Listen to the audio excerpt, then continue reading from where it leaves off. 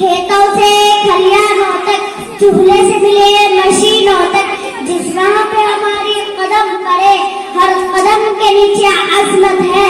صدر علی وقار، میں اپنی تقریر کا آغاز اس عظیم ہستی سے کرنا چاہوں گی جسے عورت کہتے ہیں۔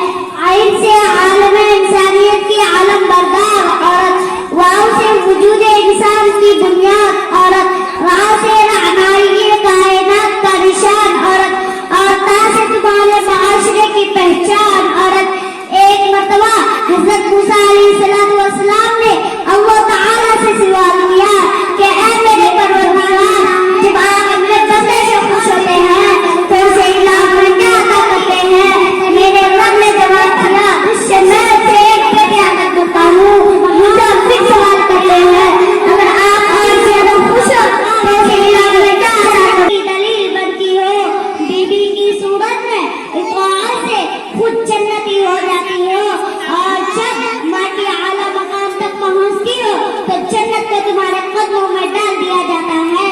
اے عورت، تجھے سلام ہے، بلا شبہ تو ہی معاشرے کی پہچان ہے۔ تم ہی ہو جو بہترین تربیت سے مردوں کو معاشرے میں اس کا مقام، اس کی پہچان دلواتی ہو، اور وقت پڑنے پر اس کا دایاں بازو بن کر اس کے شانہ بشانہ چلتی ہو۔ اے عورت، تجھے سلام ہے، بلا شبہ تو ہی معاشرے کی پہچان ہے۔ 14 صدیوں پہلے موسم انسانیت نے تمہیں سر اٹھا کر جینے کا حق دیا۔